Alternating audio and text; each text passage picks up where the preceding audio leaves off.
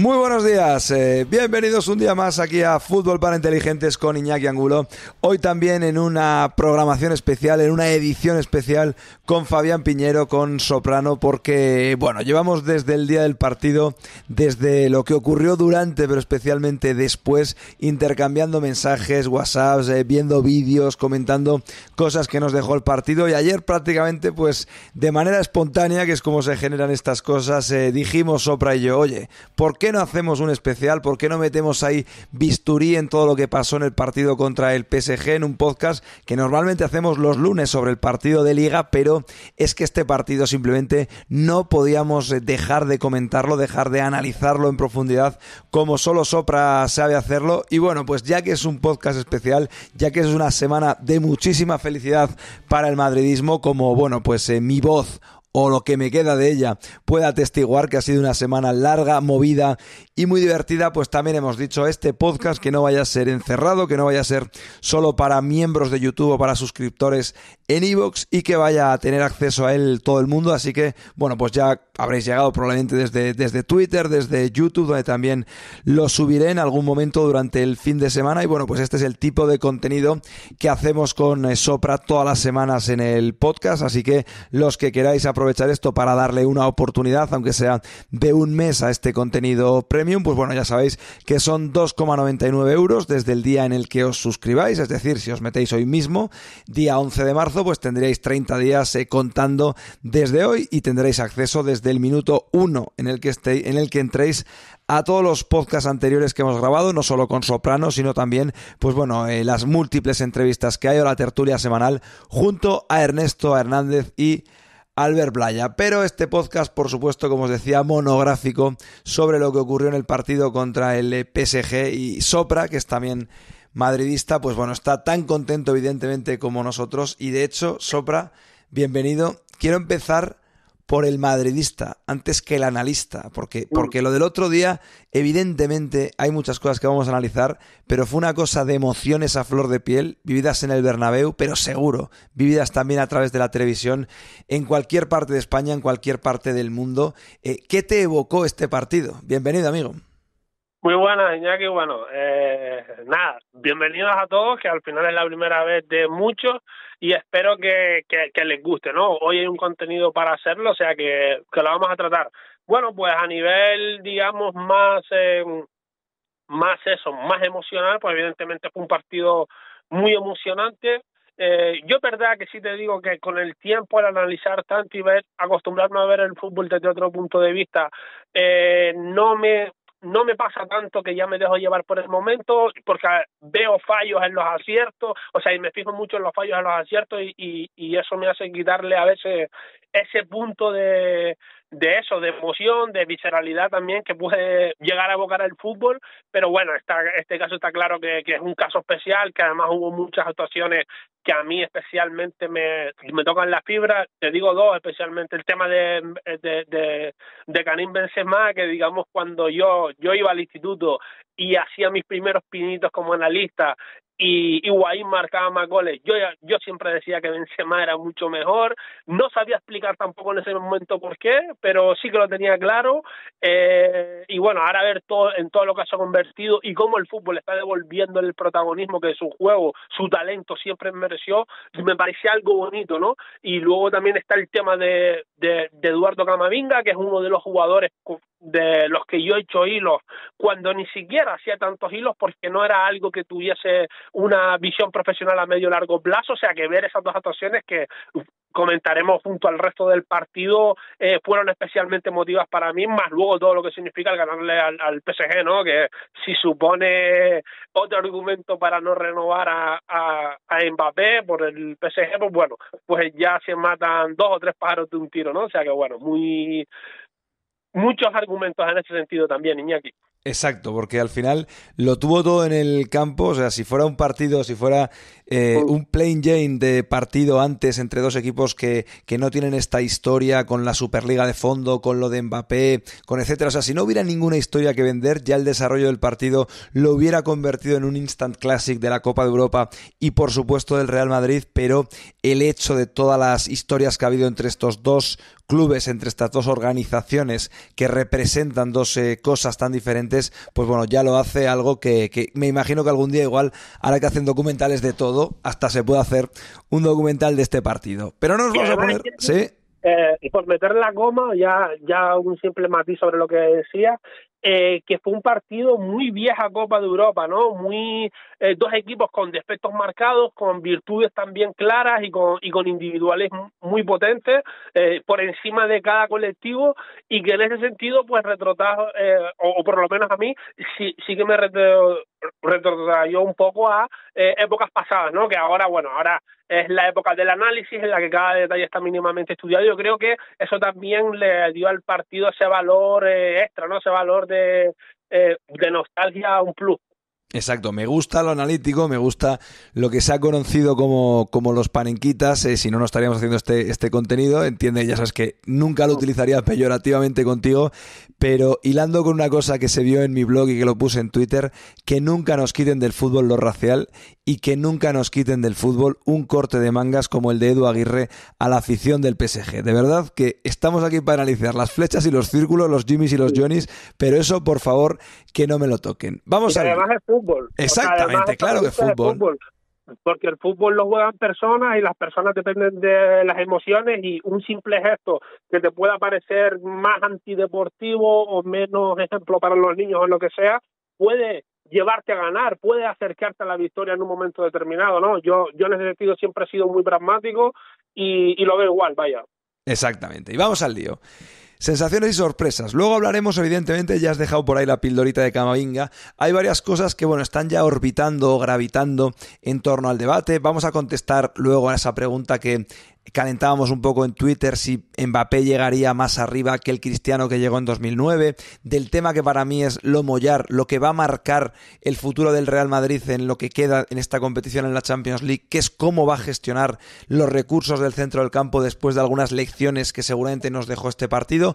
Pero vamos a empezar por el principio, vamos a empezar por el 11. Si algunas sorpresa para ti, las sensaciones que te dejaba al final, bueno, pues Asensio y Kroos para mí fueron las dos noticias más importantes, y en el PSG, pues bueno, habida cuenta de que Pochettino manda sobre 8, eligió a 8 y puso a los 3 que tiene que poner por un motivo o por otro. Sí, en el caso madridista, Iñaki, ya lo has comentado tú, yo diría que también lo de Asensio creo que junto a lo de Nacho eran las opciones más claras en la previa. Con la baja de Mendy, los fuera de dinámica que, bueno, está Miguel, los fuera de ritmo competitivo mínimo que también está Marcelo, y que tampoco se podría contar con Casemiro, un perfil de lateral central como Nacho ahí es muy interesante, y tampoco había otra opción, ¿no? Pues bueno, ahí se cubre un poquito ese déficit de calidad defensiva que se pierde sin ese Casemiro y Mendy, y por encaje también, Iñaki, que esto es muy interesante y lo desarrollaremos, con un encaje táctico muy adecuado con la propuesta de Carlo Ancelotti. Luego Asensio, aunque volviese a decepcionar, no dejaba de venir de marcar goles y tener un revulsivo luego en escenario cerrado, que esto podría ser un partido largo, porque al final, como tú decías en la previa, no era ganar una eliminatoria, sino un partido, porque ya no está ese efecto de los valores del valor doble, y simplemente solo perdiste por uno, ¿no? Dentro de lo que cabe, simplemente había que ganar ese encuentro. Entonces, bueno, ahí tener a Rodrigo en un posible partido largo, que es 4 o 5 veces mejor agitador que Asensio, yo creo que encima venía de estar fino ante la Real, en ese sentido sí que lo veía claro, y yo también personalmente, ¿no? Y la mayor duda sí que podría estar en el medio, especialmente si Kroos no llegaba al 100%. Valverde estaba claro que se había ganado el puesto en el 11, tanto por la necesidad de su perfil en un partido de exigente desgaste por la anunciada apuesta, por esa presión que ya anunciaba bombo y platillo el propio entrenador madridista, como porque también venía jugando realmente bien tras este último parón de selecciones, ¿no? Y la unión luego entre Modric y Kroos, aunque dejen algunas dudas que sin duda vamos a desarrollar durante el podcast, no dejan de tener una jerarquía muy importante en este tipo de partidos, y este es un punto además que era potencialmente decisivo en la eliminatoria, ¿no? Por parte del PSG, pues más o menos lo que has dicho tú, que tener bien a Messi, Mbappé y Neymar les deja poco margen de inventiva a Pochettino. Bueno, Salió te voy a un poco con lo matizar, predecible. Te voy a matizar. Tú has dicho bien, yo voy a decir disponibles, disponibles, y con el alta deportiva ya se acaba la capacidad de ejecución de su entrenador antes y, como vimos, durante el partido, que luego vamos a tratar eso sobre esto. Sí. Bueno, yo cuando decía bien también lo que me refería era a disponibles disponibles y que no salgan a lo mejor de una lesión de 3 semanas o un mes en el que no ha jugado nada, como en la ida Neymar, ¿no? Pero bueno, sí entiendo, el concepto lo comparto, y salió un poco pues eso, pues con lo previsible, porque tampoco es que hubiese rendimientos de suplente que permitiese hacerle dudar al técnico argentino, o tuviese la urgencia por adaptarse excesivamente al Real Madrid, porque en la ida fue superior, ¿no? Entonces más o menos lo esperable por parte del equipo francés. Exacto, en la ida fue superior, y Albert Einstein decía que estupidez es hacer lo mismo y esperar un resultado diferente. Vimos un buen inicio de nuevo del Real Madrid, con ritmo, metiéndose en área, con una presión alta. El Madrid, evidentemente, aunque luego para mí, lo hablaremos, pareció continuista con lo de la ida, con mejor disposición y sin ser tan aberrante, pero evidentemente tenía claro que desde el minuto 1 tenía que intentar plantear otro escenario de partido, otro ecosistema.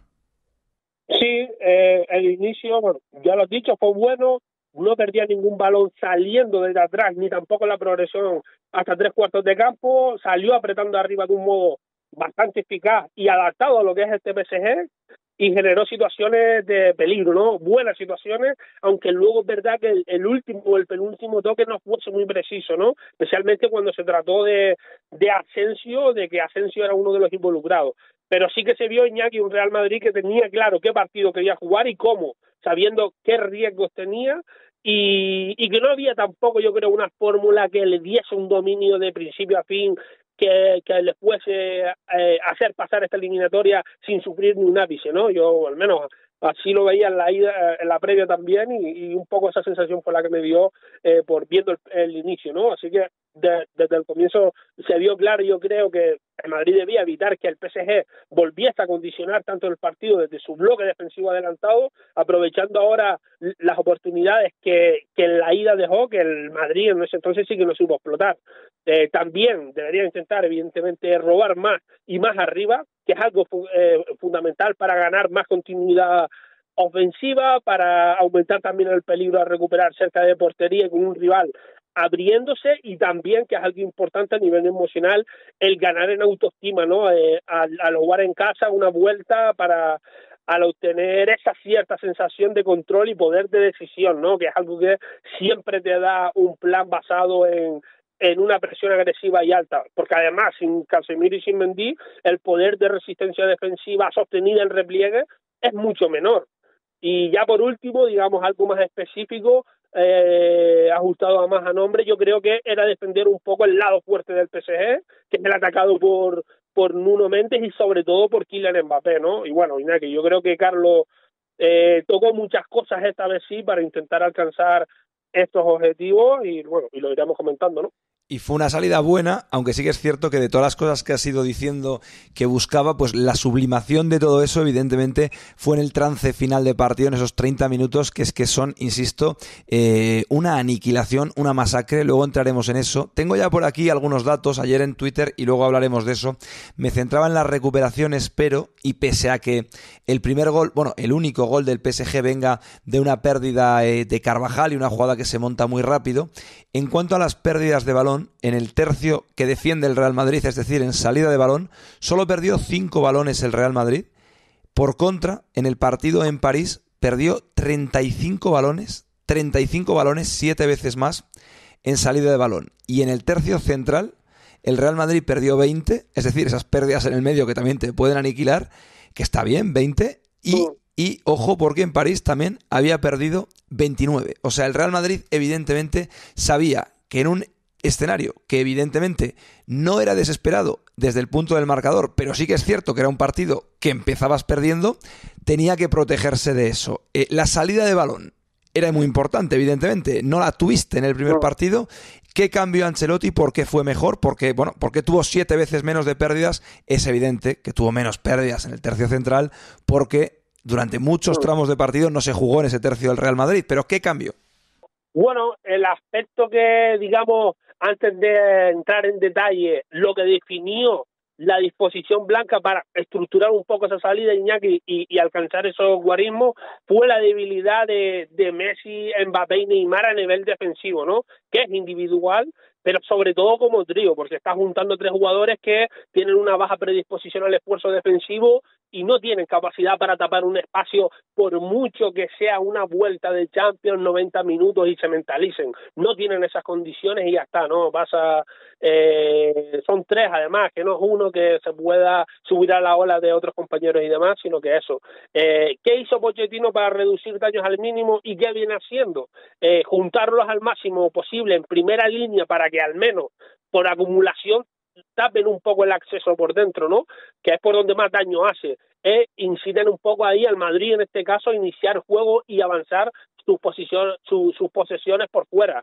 Es algo muy similar, además, a lo que hacía ya Thomas Tuchel con los propios Mbappé, Neymar y Di María, que bueno, Di María y aquel está lejos de ser aquel jugador hiperenérgico que corría por 4 hace 10 años, ¿no, Iñaki? Pero, o sea, imagínate si ahora le quitas a Di María y le metes a Messi, y si a Neymar pues le añades 3 años más, ¿no? Evidentemente es un déficit que el equipo de París tiene, ¿no?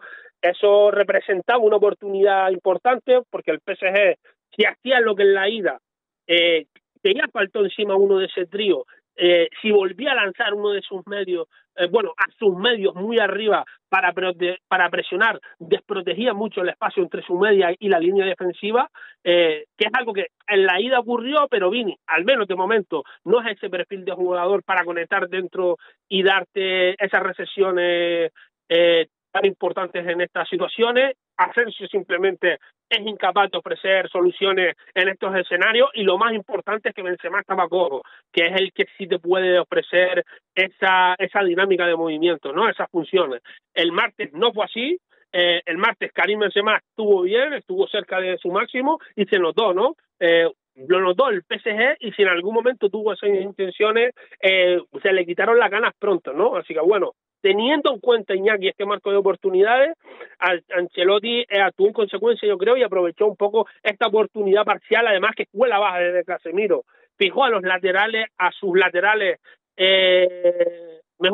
fijó a los laterales rivales con sus extremos, con Vinicius y Asensio, sacándolos de esa disputa del carril central, pues al final obligaba al PSG a defender en 4-3-3, porque iba muy arriba Vinicius y Asensio, muy abiertos, y a Gras y Nuno Méndez pues no podían avanzar metros por ahí, y quedaba un equipo muy estrecho defensivamente.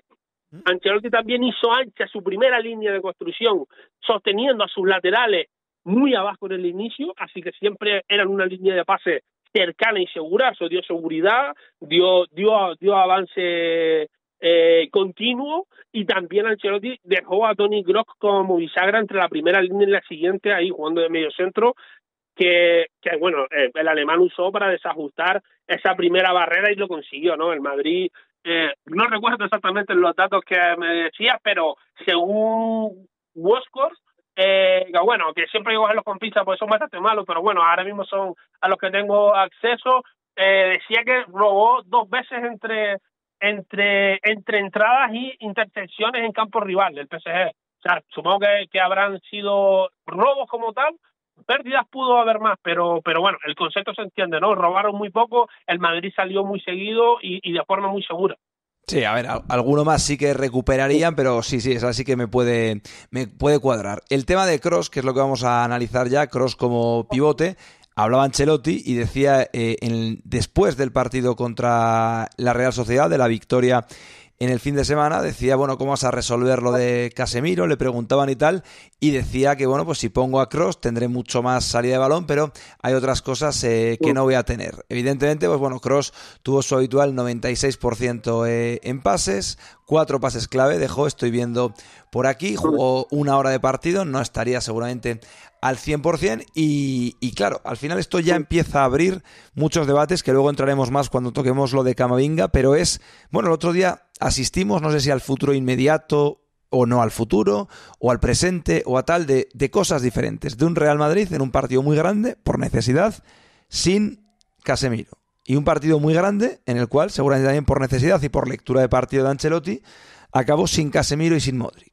Sin Casemiro y sin Kroos. O sea, fue un inicio, no sé si de empezar a enterrar la CMK en este contexto de partido. Luego entramos más en eso. Pero bueno, lo de Kroos como mediocentro y especialmente la complementariedad con Modric. Porque sí que es cierto que al gran Modric se le vio igual después. Sí, coincido, ¿eh? O sea, sí que dejó detalles Modric, que no es un nombre que estuviese apuntado específicamente en el podcast, pero sí que dejó muchos detalles en la frontal del área, pero a nivel de movimiento, de explosividad y tal, eso le costó todo el partido, pero lo que sí tiene Modric, que es una capacidad que yo no sé si he visto antes en un jugador de su edad, es que tiene un aguante durante los partidos a nivel de 90 minutos, que si bien nunca tiene estas explosiones súper constantes, cuando todos están cansados, siempre es el mejor, o casi siempre es el mejor. O sea, si Modric entrase a los partidos en el minuto 80, si solo se jugasen 10 minutos, estando todos cansados porque los partidos pues se decidiese que solo son 10 minutos y durante 80 minutos antes del partido están todos corriendo, ahí Modric probablemente seguiría siendo el mejor centrocampista del mundo, pero o sea que sin estas circunstancias en concreto pues pueda seguir siendo muy determinante, ¿no?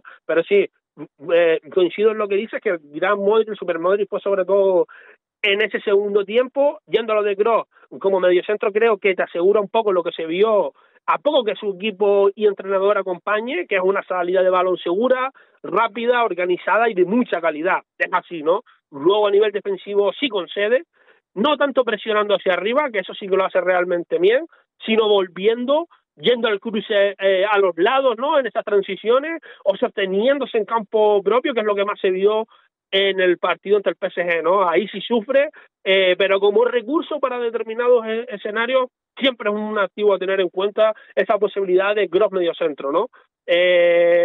Su complementariedad natural con Luka Modric, fíjate, Iñaki, yo diría que a día de hoy puede ser hasta mayor como mediocentro, refiriéndome, por supuesto, a Luka Modric en este momento, que ya digo que es un jugador de aguante largo durante los partidos, ahí sigue sosteniéndose, pero repitiendo esfuerzos muy explosivos, muy seguidos, ya le cuesta más, ¿no? Y con ambos de interiores, al final, Kroos bajando a recibir e instalarse a la base, porque es su perfil, es su tipo de juego, y Luka tardando en cambiar de altura, y luego teniendo un mediocentro al que sobreproteger con balón, como es Casemiro, pues ya hemos comentado en el podcast muchas veces que se pierde altura interior, y ahí sí que Kroos y Modric son un poco redundantes en determinados escenarios y que provocan un reparto de espacio que es menos racional, y eso provoca que o hay una exhibición de Benzema brutal a nivel de compensación entre líneas, o se pierde mucha fluidez asociativa y con ello todos los beneficios que reporta, ¿no? A nivel de creación de oportunidades, claridad de ataque, etcétera.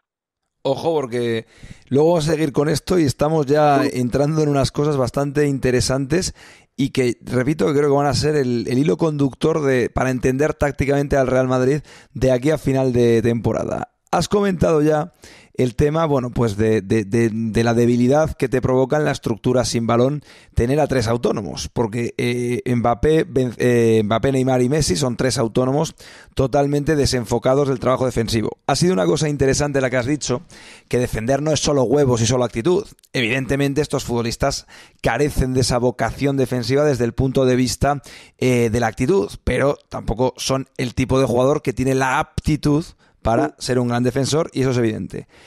Te lo voy a preguntar, porque claro, al final es cierto que esto es un concepto general que hemos manejado siempre y creo que está respondido, que es imposible en el fútbol de élite competir con más de un tipo que sea autónomo, pero siendo eso cierto, en el minuto 150 de eliminatoria, el PSG podía haber sentenciado esto.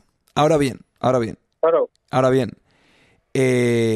lo podía haber sentenciado, es cierto, pero todos los que estábamos en el campo y todos los telespectadores sabíamos que tenía que quitar al menos a uno de los tres durante la crecida del Real Madrid. Todos lo sabíamos. El hombre, Mauricio Pochettino, que manda y que podía ejecutar esa decisión, también lo sabía, pero es que no la puede tomar porque es un club disfuncional donde los jugadores mandan absolutamente.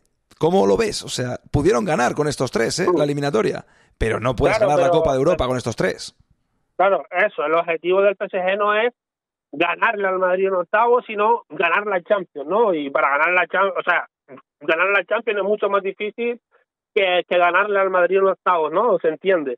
Claro, y en ese caso sí que se veía eso, pero yo sí vi un PSG con defectos y también en la ida oculto, porque evidentemente el partido lo hizo, pero no está al nivel del City, el PSG, al nivel del Liverpool diría yo que tampoco, del Bayern tampoco, y del Chelsea, bueno, en eliminatoria creo que tampoco, pero bueno, puede ganarles a cualquiera, evidentemente, pero es que hoy en día, aparte, yendo a lo que comentabas de sí, se puede tener, bueno, eso no, más de un jugador, digamos, liberado de esas responsabilidades defensivas, cortito y al pie, yo diría que no, o sea, yo diría o que es muy, muy complicado.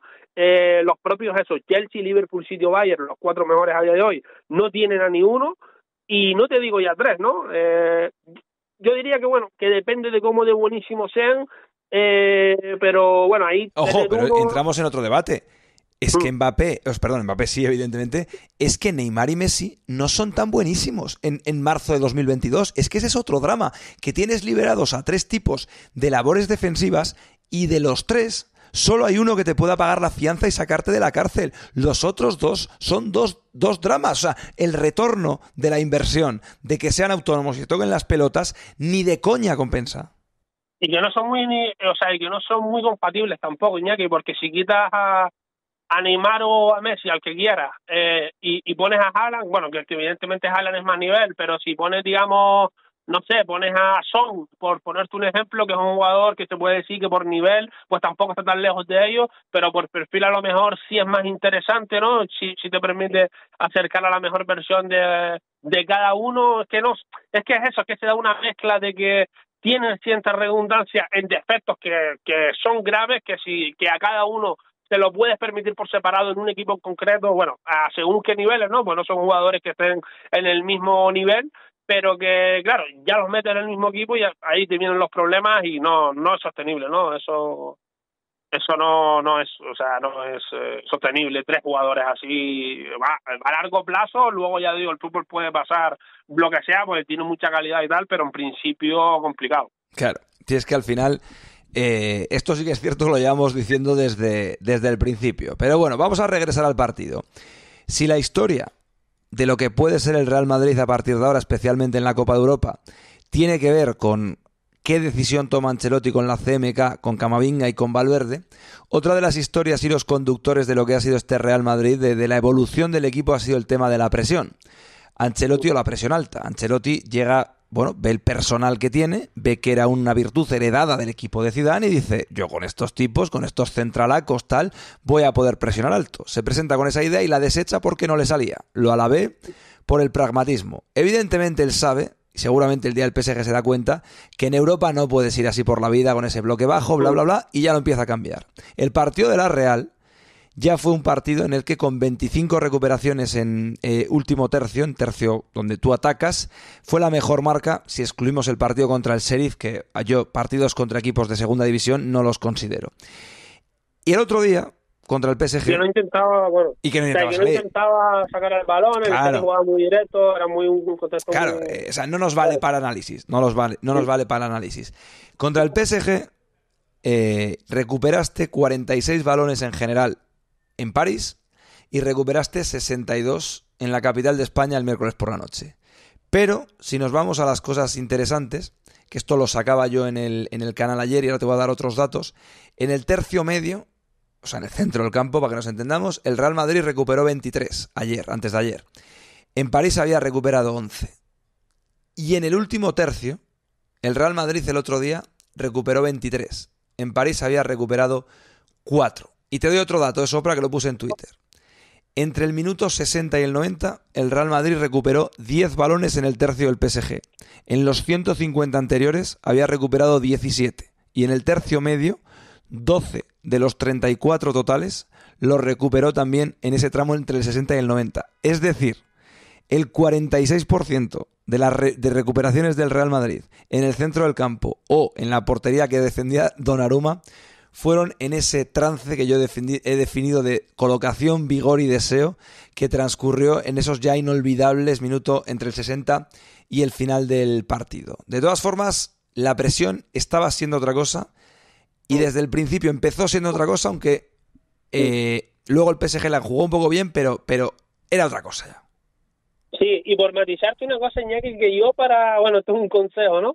Para hablar sobre la presión en campo rival, sí usaría las recuperaciones en campo rival, o sea, y dividiría el campo en dos, porque realmente ayer se vio mucho, hace 2 días y en general pasa, que hay mucha recuperación que es consecuencia de una presión alta porque el rival acaba despejando el balón y que igual se da en la divisoria, pero que realmente, y eso no te lo cuentan como una recuperación directa en el último tercio de campo, pero que realmente es consecuencia de una buena presión, porque una buena presión no solo para recuperar, sino para forzar una pérdida. Mira, por ejemplo, de hecho, y sé lo que quieres decir, ¿eh? Por ejemplo, me acuerdo, ayer en el vídeo saqué una de Nacho, perfectamente, que la gana en lo que ya se consideraría el tercio medio, pero viene por esa presión alta, bien ejecutada y que ya ensucia mucho la jugada. E incluso si nos ponemos tal, cuando obligaban a jugar en largo al pobre Donnarumma, a Neymar a pelearle balones a Militao o a Alaba, que es que ya no es que los ganaran, es que ya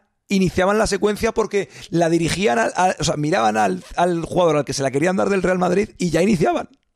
Sí, es que tienen 0 opciones en esas ocasiones, incluso Kroos ahí contra Messi, Neymar y Mbappé es competitivo, ¿no? Que Kroos en eso no es su fuerte, digamos.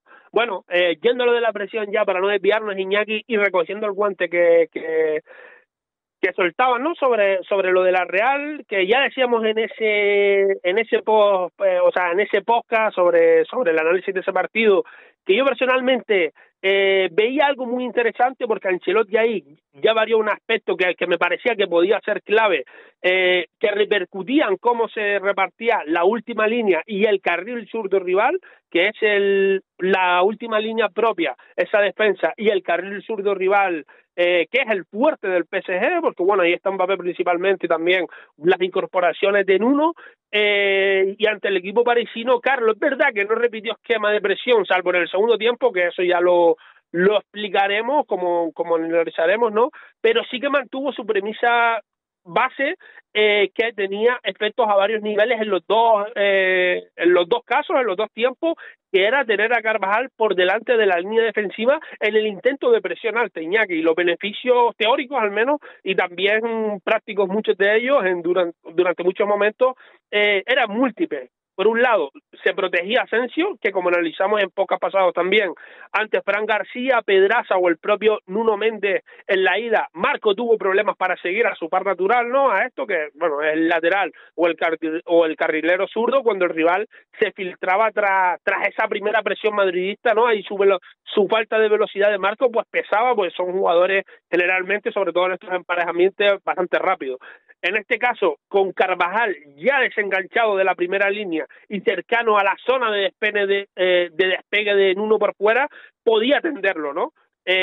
Por otra parte, también con esta medida se ganaba un hombre extra para igualar por dentro, porque al final, Iñaki, el PSG es un equipo que superpobla el carril central en distintas alturas en cada fase con el balón, tenga el balón en Donnarumma o tenga el balón en Verratti en campo rival, y ahí Carvajal permitía sumar una pieza para defender esas recesiones interiores, ¿no? Al soltarse de esa línea de estar con la saga en altura con los centrales y demás, y irse hacia el medio, algo especialmente interesante porque permitía a Toni Kroos acompañar los largos descensos en apoyo de Neymar, Messi o Verratti, para así evitar ser girado al Real Madrid, ¿no? Al poder recibir, en ese caso, en caso de que no fuese así, el PSG con hombres adelantados libres, ¿no? Ahí por dentro, tras esa presión. Y además, algo también que afecta es que este hecho de tener ahí a Carvajal protegiendo ese carril central, se cierra ese carril del medio, y en teoría baja la calidad del suministro a Mbappé, ¿no? Que si no pueden salir por dentro, pues la salida será exterior, y si es exterior, generalmente será frontal y eminentemente recibiendo de espaldas, ¿no? Que recibir de espaldas siempre es más incómodo. Incluso Eric García hizo un gran partido contra Mbappé porque en la National Cup por este hecho, porque España fue muy superior a Francia durante una gran parte del partido, y realmente ahí quien se salió fue España, y lo que se decía es que se salió Eric García, ¿no? Que bueno, estuvo bien en esta contención, pero no fueron en acciones que realmente le exigiesen, ¿no? Pero bueno, pues por no desviarnos. Y por último, el último punto la última consecuencia de esta medida, que es la más importante para mí, es que como Carvajal, Iñaki, abandonaba esa línea, esta última línea permitía al Real Madrid emparejar a su mejor arma con la mejor del PSG en esta situación del juego. Digamos que en ese intento de explotar espacio por defensa alta rival, es donde pues se daba este emparejamiento. Al final, Nacho, cuando el PSG intentaba salir por su lado zurdo, buscando dar un poco con Mbappé sobre la cal, porque ahí sí que se abre mucho para recibir abierto, recibir girado. Al final se cerraba ahí, Nacho se cerraba, permitía a Álava bascular y como en consecuencia a Eder Militao abrirse sin fin hasta la línea de cal, persiguiendo a Mbappé, ¿no? Y siguiéndolo y teniendo esa vigilancia cercana, impidiéndole recibir suelto, impidiéndole juego directo. Si tiene que envíos en profundidad, pues si ya está cerca, pues le quita un poco de margen de maniobra, salvo que bueno, que tenga mucha ventaja en la arrancada y que el pase sea muy bueno, que puede pasar. Y bueno, el Madrid ahí un poco pues pasaba a tener tres centrales, y Militao, ya digo, podría abrirse sin comprometer esa estabilidad defensiva a nivel de estructura, ¿no? O sea que los teóricos beneficios eran muchos, eran variados. De esta medida. Lo de Militao, bueno, pues ya estaba en un nivel alto. Esta eliminatoria yo creo que ya, pues bueno, en fin, la renovación que la vayan atando pronto, pero de 10 millones no va a bajar este chico por temporada. Esta presión, bueno, ya está encontrando la tecla el Real Madrid. El gran reto, digamos, es ya la Copa Europa, porque la Liga la tienes ventilada. Lo has trasladado a la Copa de Europa, esta presión, este ritmo alto durante unos minutos, aunque habías mejorado también, o durante media hora, aunque antes también habías mejorado algo. ¿Puede replicarse esto? ¿Es extrapolable a todo lo que vamos a ver del Real Madrid de aquí al final? Bueno, a ver, en general el tema de presionar alto, creo que el Madrid tiene jugadores para hacerlo, pero haciéndolo de la misma manera, digamos, repitiendo esto de que el lateral izquierdo se cierre, y que sea Carvajal el que salga desde dentro, incluso no solo el que gana altura, no solo por fuera, sino por dentro.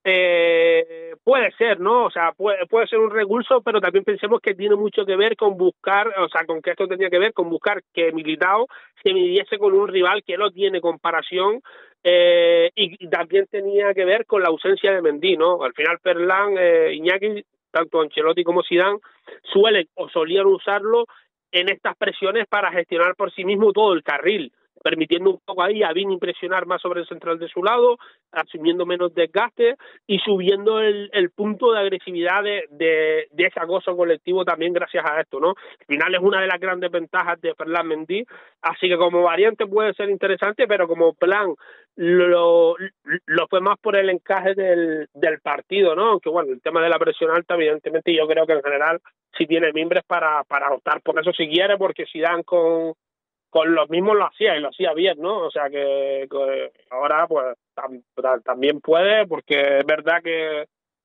bueno, que Modric, Kroos y Casemiro tiene un año más, pero también puede, ¿no? O sea que Fede ahí sí tiene cosas que decir.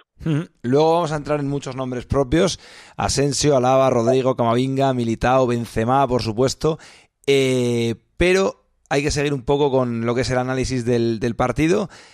La verdad es que a mí durante muchos minutos, bueno, a mí a todos no me gustó. O sea, estas cosas se estaban haciendo, a veces funcionaban, a veces no, pero la realidad es que al PSG yo lo vi que se hacía con la pelota de manera más o menos cómoda, en el centro del campo, especialmente con Verratti, como dices tú, añadiendo a Neymar y a Messi por dentro, aunque sea para tener el balón, y que luego, claro, con el factor Mbappé, que es algo que bueno, escapa, no es que escapa al análisis, pero que maximiza todo lo bueno o medianamente bueno que puedas tener, se metía en área, porque el PSG te marcó un gol, te anularon otro por muy poco, Mbappé remató otras 2 veces desde dentro del área y Messi tuvo otra también en área, que es la que la pica a Courtois y sale un poco desviada.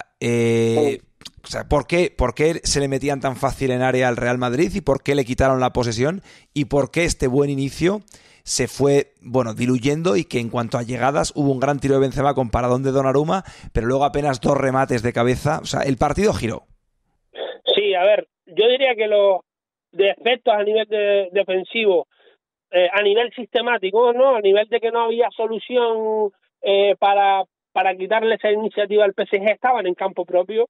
Campo rival al Madrid sí que se le filtró a veces, sobre todo cuando, bueno, encontraba eso, a Mbappé al espacio, al final que es muy fácil activarlo porque le pones un balón largo y va a llegar, o sea, el pase puede ser más o menos bueno que si va a un punto muerto entre donde él está y el portero, va a llegar antes, ¿no? Generalmente. Entonces ahí eso es muy fácil, también se coló por atrás, pero bueno, defendiendo arriba sí que hay un Madrid, no diría dominante, pero sí convincente, pero sí que en campo propio era preocupante, ¿no?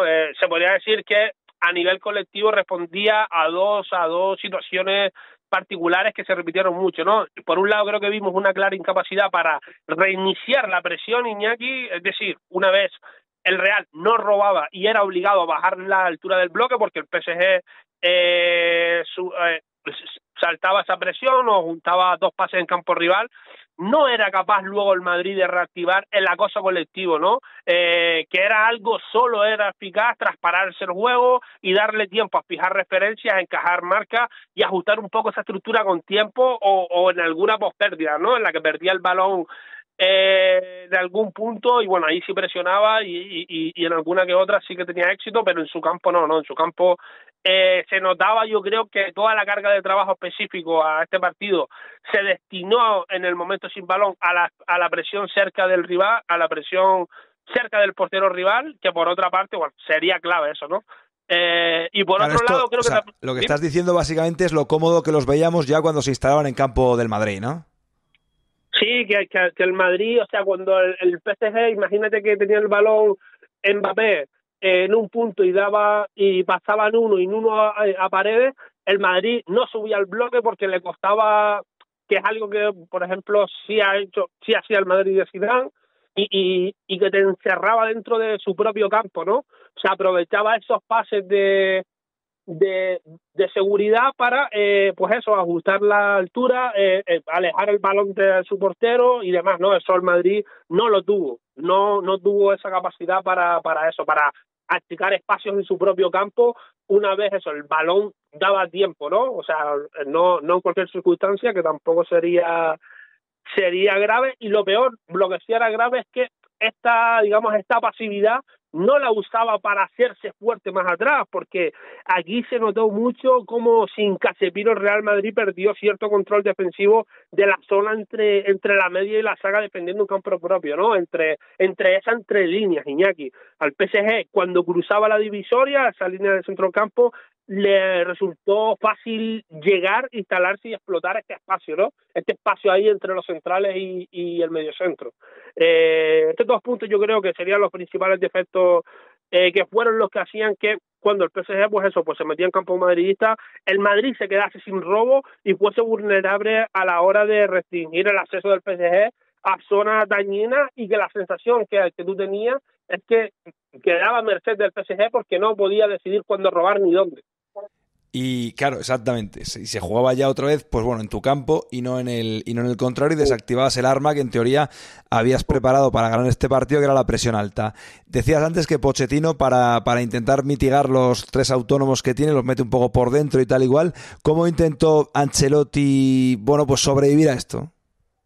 Bueno, pues soltó a unos brutales, porque los dos estuvieron brutales en la eliminatoria, hablaremos sobre ellos seguro, que fueron Alaba y Militao, instándolos un poco a salir de su zona y morder esos intentos de recesiones a espalda de su media, Iñaki, aprovechando un poco que Messi, Neymar y Mbappé tienden los 3 al apoyo y a ninguno le sale natural fijar un poco a los centrales y romper a su espalda, ¿no?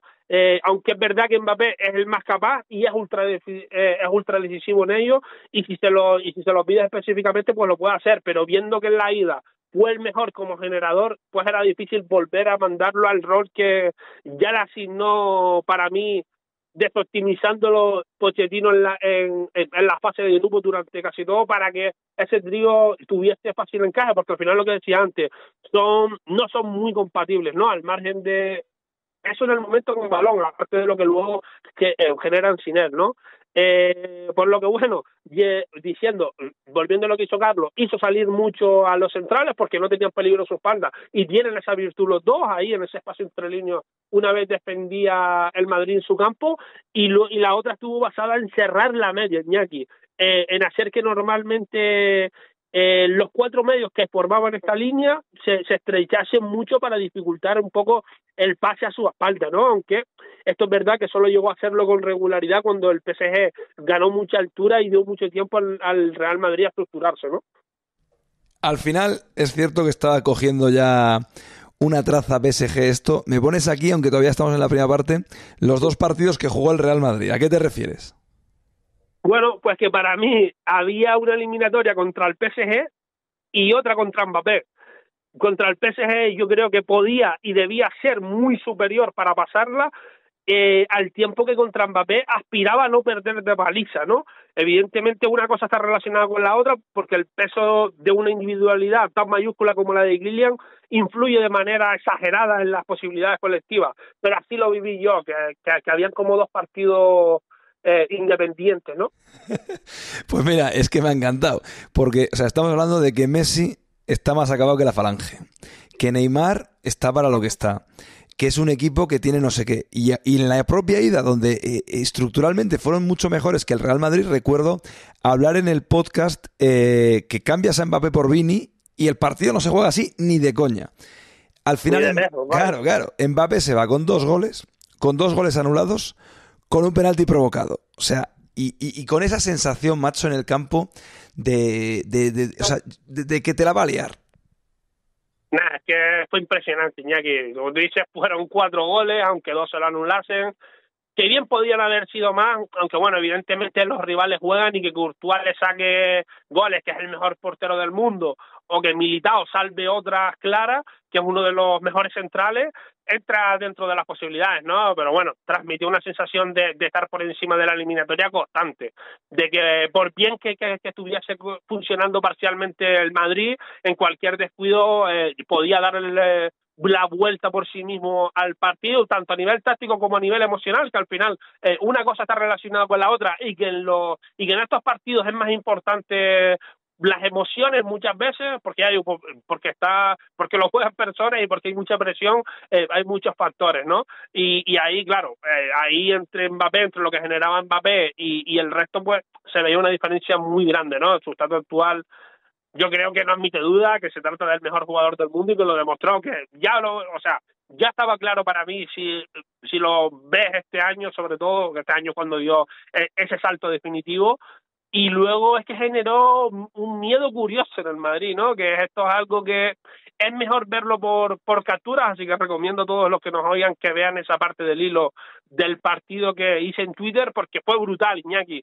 Cómo atemorizó hasta alterar y desneutralizar, hasta hacer fallar a tipos con mucha personalidad, que encima estaban haciendo partidazos, ¿no? O sea, es brutal.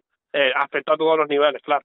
Tremendo. Todo el mundo salió de allí con la sensación de menudo futbolista parece que hemos fichado. 13 años después llegará de lo que llegó Cristiano Ronaldo, y aquí había una pregunta que ya te la he trasladado, que ponía un tuitero que se llama Atom_RM, y decía: abro debate, ¿llega Kylian Mbappé al Real Madrid con mayor nivel que el de Cristiano en 2009? Dispara tú primero. Bueno, primero creo que no va a llegar a tener su trayectoria ni su palmarés, que son cosas con las que se suele confundir el rendimiento, aunque evidentemente en el caso de Cristiano Ronaldo son totalmente coherentes con su nivel y con su impacto histórico. Tampoco seguramente se recicle con los años tantas veces como Cristiano, optimizando tanto sus cualidades para seguir siendo diferencial tanto tiempo al más alto nivel, pero en cuanto a nivel puro, Iñaki, tengo mis dudas, ¿eh? Pensé que sería imposible que lo dijese y que eso siempre, y eso que siempre he estimado mucho a Kylian, y tú sabes que siempre fui contrario a cierta narrativa de su figura que para mí siempre lo limitaron a un punto ridículo. Tengo dudas, ya digo, tengo dudas, tengo que ganas de volver a ver al Cristiano que llega para refrescarme un poco la memoria y no ser presa del momento, porque bueno, es algo que en este tipo de comparaciones siempre hago, siempre veo al jugador un poco para refrescar, porque además ves un partido suyo y ya te vienen los recuerdos, las sensaciones que sentía en ese entonces, pero por ahora ya digo que la duda la tengo y eso habla de la absurda dimensión de Kylian, que se puede decir que es un debate entendible, ¿no? En cuanto a nivel. Voy a firmar debajo, ¿eh? Voy a firmar debajo porque es tremendo. O sea, al final su irrupción en la Copa de Europa fue tremenda. Luego ha seguido haciendo pues prácticamente partidos como estos constantemente. El crecimiento es tal, la madurez es bestial. En fin, o sea, creo que está bien tirada. Marcó uno, le anularon otro, tuvo 2 tiros contra Courtois en la primera mitad. Y yo le anularon 2. Le anularon, sí, bueno, pero ese fue en la segunda mitad, correcto, sí, le anularon 2, el segundo en la segunda parte. El balance del primer tiempo, yo sinceramente puse no, tranqui, puse un tuit que yo con una frase que suelo utilizar puse: son animales completamente diferentes. Y yo la sensación que tenía allí, hablando en el descanso con la gente, con Alberto, tal, que vi el partido, era de que si me dicen que una hora después íbamos a estar hablando de un 3-1, no me lo creo. Para mí, el balance del primer tiempo, lo positivo volvía a ser el resultado, porque más allá de todo lo que hemos analizado, el PSG tuvo el gol anulado, 2 tiros en área de Mbappé y otro de Messi, tuvo 5 situaciones de remate en área, y el Madrid, un tirazo de Benzema de otro partido.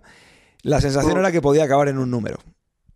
Bueno, yendo a eso y sin entrar tampoco mucho en concreto sobre esa opinión, sí te digo que es algo que yo creo que la eliminatoria generalmente influye, Iñaki, y que no es lo mismo merecer el 2-0 5 veces que una vez te pongas 0-0, 2-0, digamos, merezcas el 3-0 automáticamente. En las eliminatorias hay momentos que es verdad que pudo haberse adelantado y que entraba dentro de lo, no solo de lo posible, sino de lo probable viendo lo que ocurrió, pero digo que en general eso suele pasar. Creo que es algo que es como en el póker, que a veces puedes tener muy buenas manos, que si no optimizas el rendimiento de tus manos con que luego puedes merecer muchas veces tener buenas manos y merecer obtener todo el stat de los rivales, que si luego cuando llega ese momento no lo cristalizas, pues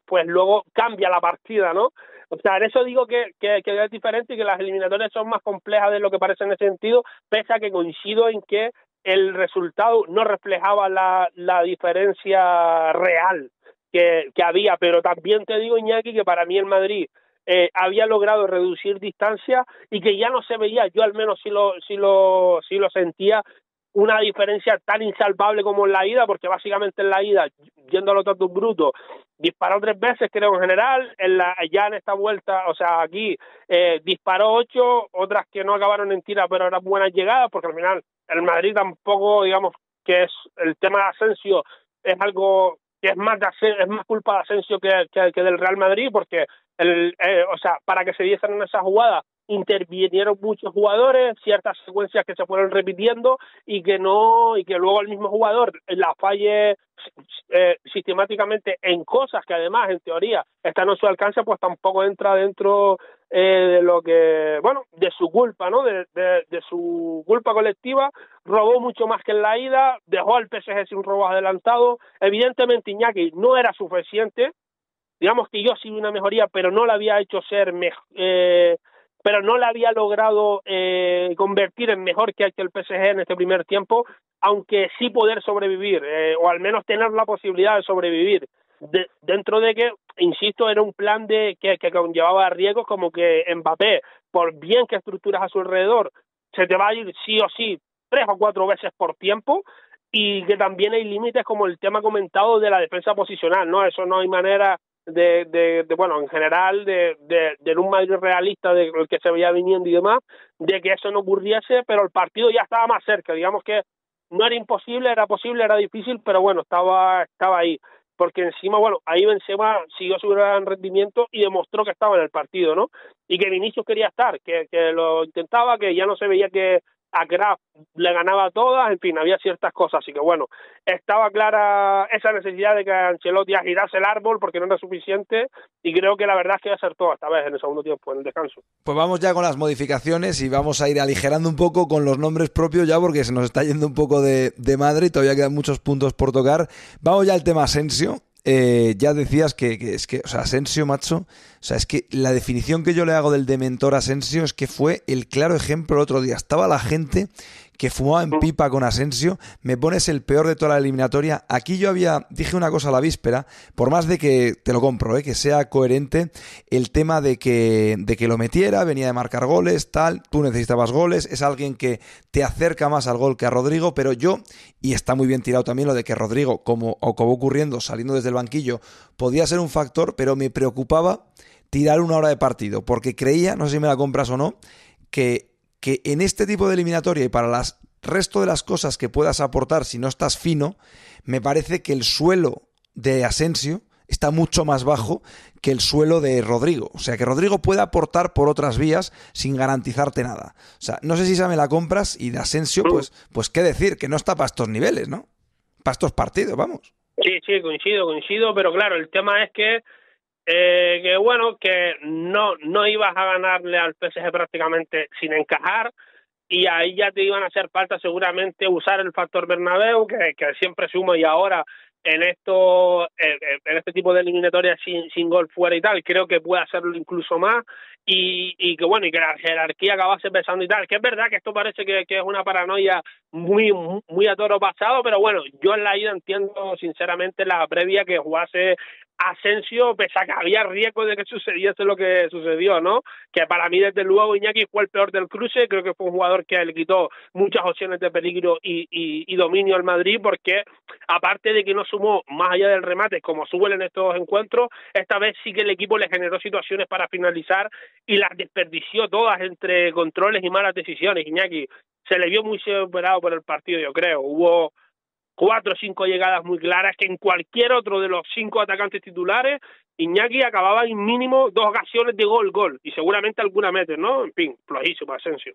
Sí, totalmente. Bueno, sabemos, o sea, con Asensio sabemos exactamente lo que es ya después de tantos años y hay que tomar una decisión. Sabemos que es un futbolista que si esto fuera baloncesto, por ejemplo, no se puede generar sus propios tiros. Sabemos que es un futbolista que hay muchos partidos que no se entera de la película. Sabemos que es un futbolista que no es material de titular del Real Madrid en un Real Madrid normal. Sabemos que en partidos grandes no va a pesar. Acaba contrato en el año 2023. Sigo pensando, como hemos hablado, que, bueno, en un Madrid totalmente cargado en ataque, si acepta su rol por 4 o 5 milloncitos de euros, bueno, me puede cuadrar, pero o sea, lo que es Asensio lo sabemos perfectamente.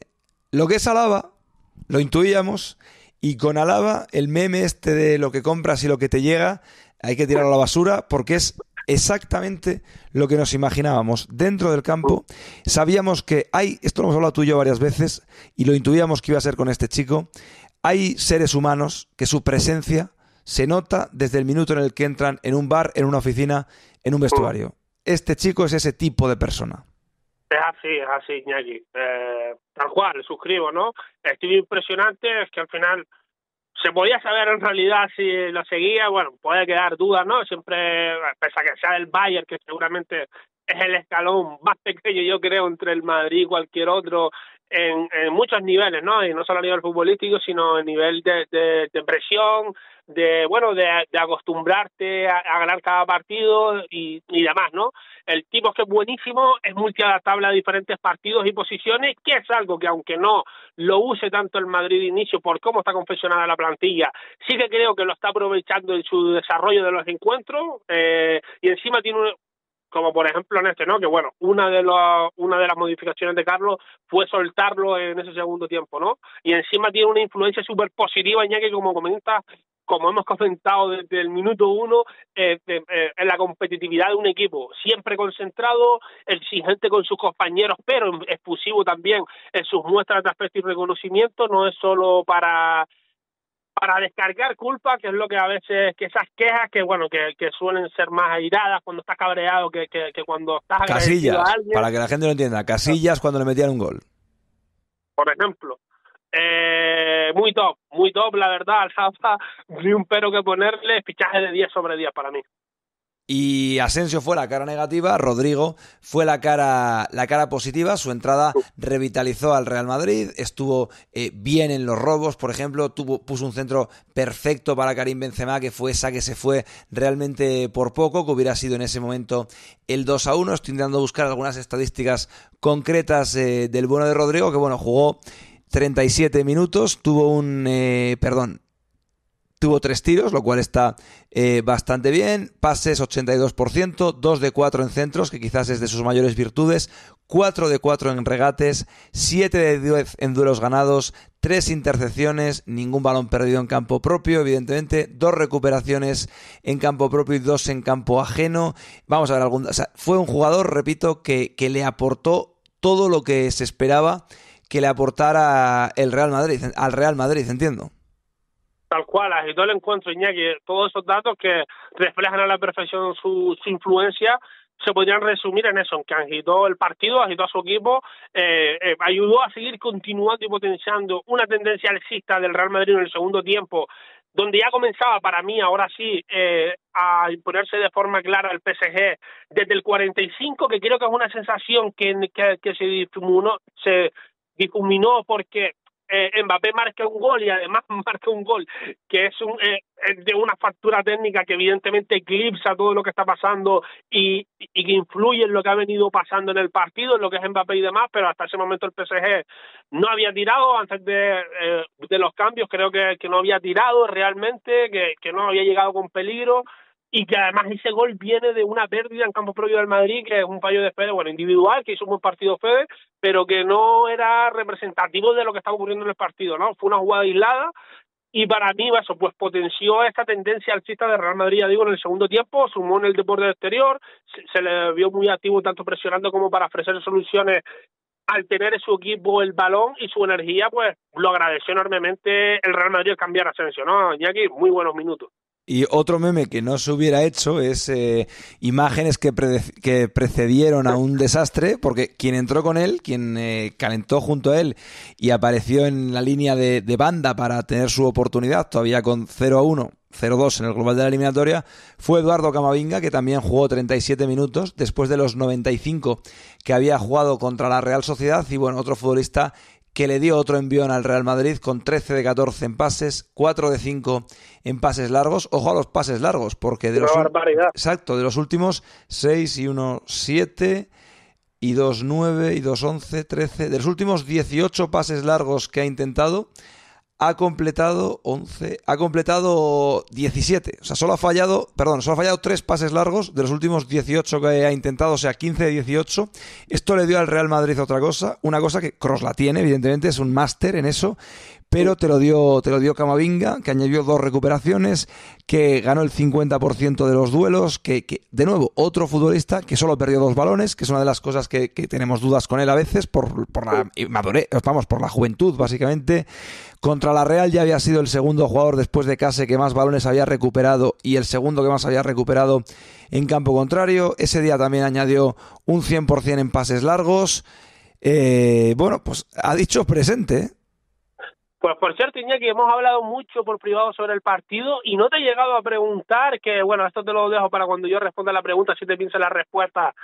Y me dices, porque tengo mucha curiosidad por ver cómo lo habrás visto tú en el estadio, Iñaki, porque a mí la verdad es que sus minutos me dejaron alucinado. Al final es verdad que Camavinga es un jugador muy joven que normalmente es desordenado por lo enérgico que es y por el hambre de protagonismo que tiene, que son virtudes las dos, y cuando las canalice correctamente con el tiempo se verán, pero es que sumó de un modo parecido a como lo hicieron Modric y Benzema para mí, ¿no? Desde la pausa en un escenario de máximos 3, desde la visión cuando todo iba tan rápido porque había mucha prisa en los dos, y en general una autoconfianza y una precisión en el toque brillante. Ya digo que siempre lo he dicho, que Camavinga es balón, Camavinga es lo mejor que tiene, y porque lo que lo ficha el Madrid es por lo que hace con el balón. El físico es brutal, es lo que lo convierte en un producto tan completo, pero lo que lo hace diferencial es que siendo un mediocentro es por lo que hace con balón, vaya. Y ya digo, el partido fue un escándalo para mí, me impactó mucho. A mí también, ¿eh? Y es lo que dices, ¿eh? Se le vio un futbolista que pertenecía no solo al club que está representando, sino a la situación que estaba no solo viviendo, sino protagonizando. O sea, esa fue la sensación que yo me dejé de Camavinga. Richard Murdoch, amigo del podcast, amigo del canal, amigo mío, decía que, bueno, comparaba su actuación, siendo perfiles diferentes, evidentemente, pero el aquí estoy yo de Camavinga en ese partido para la historia lo comparaba un poco con el aquí estoy yo de Casemiro en 2014 en el estadio del Borussia Dortmund. O sea, y se la compro, ¿eh? O sea, fue esa sensación. Muy bueno. Muy bien tirado, sí, no, Richard las tira bien, no solo en fútbol además. Así que estuvo muy bien traída esa. Hemos hablado de que Benzema ha marcado 3 goles. Hemos hablado de que Modric tuvo una actuación que vamos a recordar todas nuestras vidas. De que Courtois sujetó al Real Madrid. O sea, dentro de que, bueno, pues en muchos tramos de la eliminatoria fue mejor el PSG, hay varias actuaciones que ya hemos rescatado del Real Madrid. Y tú me pones en el guión que Eder Militão, contando los 180 minutos, es tu MVP del Real Madrid, es tu jugador más importante de la eliminatoria. Y creo que son palabras mayores y creo que por el animal al que se enfrentaba Kylian Mbappé, pues ya no las teníamos, no hemos sido nunca precoces con el halago durante esta temporada y el tramo del anterior a Militão, pero que ya estamos hablando de alguien que pertenece absolutamente a la aristocracia de los centrales en el fútbol europeo. Un dato que te tiro con balón, porque es una de las cosas que cada vez me gusta más de este futbolista. Solo 3 pérdidas en campo propio, cuando en París, por ejemplo, había perdido 11. O sea, perdón, dos pérdidas en campo propio y en París había perdido, 8, o sea, 4 veces más. Y es que defensivamente, es que no ha salido mal parado de un duelo con Mbappé Prime. Hombre, algunos sí tuvo, o sea, en el global me refiero, sí. Ah, sí. Se fue con heridas futbolísticas, digamos, ¿no? Porque lógicamente Iñaki no aspiraba a lo contrario, porque ningún central del mundo, ni siquiera Van Dijk, contra Mbappé en un duelo tan directo, aunque Van Dijk es mejor central que Militão, por supuesto, para mí, ¿no? Van Dijk es otro nivel. Pero no aspiraba en ese contexto por todo lo que hemos hablado del partido, de cómo defendía el centro del campo, de hasta dónde tenía que salir, de cuándo emparejaba con Kylian Mbappé. Era totalmente imposible no salir con esas heridas futbolísticas, ¿no? Entre comillas. Pero la actuación de Militão, Iñaki, a mí es que me pareció colosal. Sin ella es imposible que la eliminatoria siga abierta hasta el descanso del segundo partido. Creo que lideró y permitió creer a los suyos que esto es algo importante, atrapando prácticamente siempre a los vencibles, ¿no? Entre comillas, a Neymar, Messi y compañía, y le compitió de tú a muchas veces al alienígena, que era Mbappé, y le ganó muchas, ¿no? Que es o sea, y le sostuvo y dio esa esperanza, ¿no? Fue brutal. Para mí el mejor de los octavos, porque bueno, lo de Benzema yo creo que fue una actuación histórica, pero al final es verdad que bueno, en la ida jugó cojo y Modric no hizo ni siquiera un buen partido en la ida como para optar a eso. Estaría el tema de Courtois, que bueno, sí entiendo el debate. Álava creo que hizo un gran partido en los dos, pero no en ese nivel en ninguno de los dos. Lo hemos puesto muy arriba ya. ¿Después de Van Dijk viene este chico ya? Yo creo que no.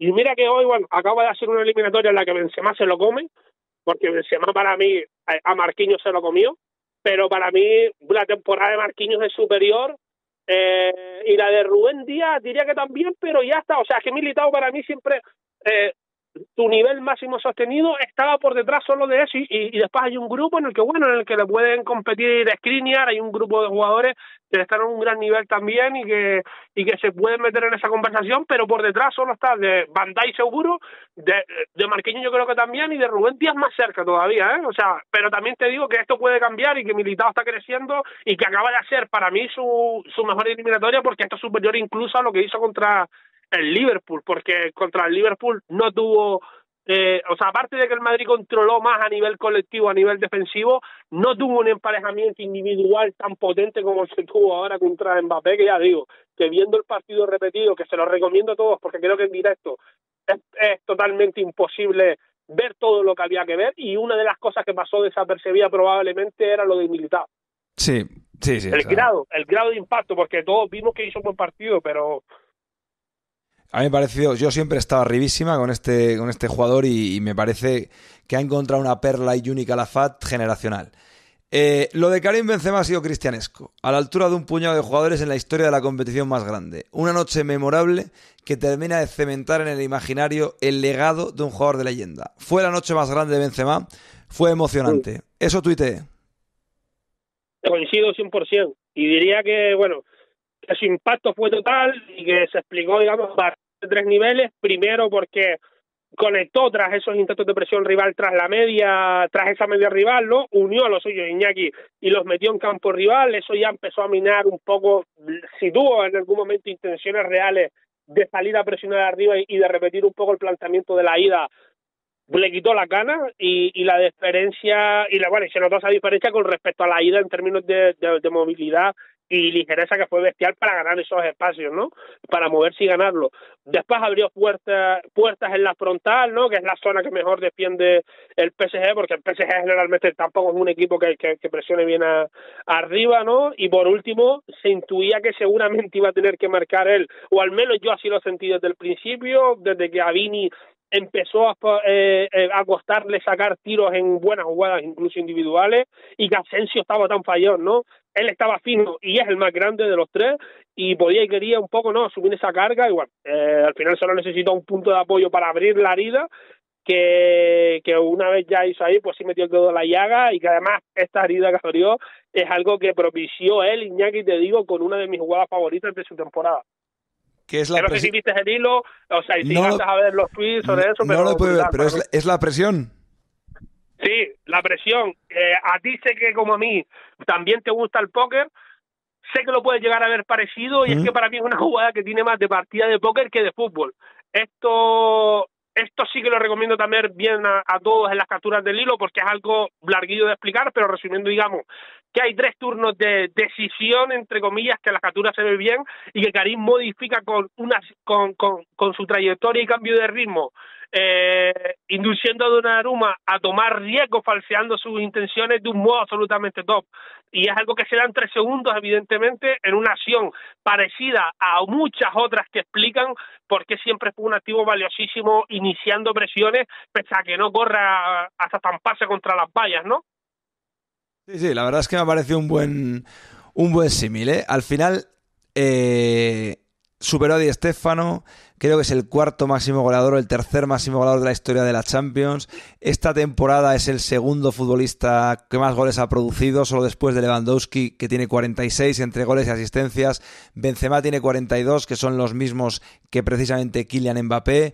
Te voy a poner ya aquí las 2 cosas que me has puesto, el punto último y el penúltimo, con tus crípticos mensajes: el fútbol oculto de sus goles y coleccionador de highlights histórico.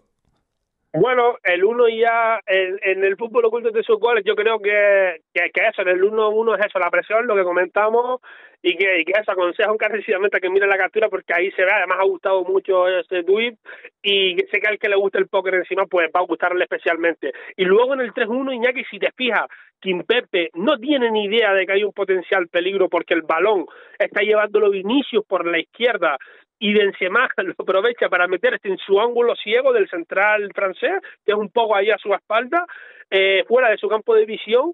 Luego aparece por sorpresa y vuelve a salir a cobrarse, lo que mediáticamente luego se considera el segundo error del PSG, que evidentemente hay errores, pero hay errores que si hay jugadores que especialmente compran muchas papeletas para que se den, y que eso es Benzema, ¿no?, que tiene talento, picardía y todo lo que se quiera añadir.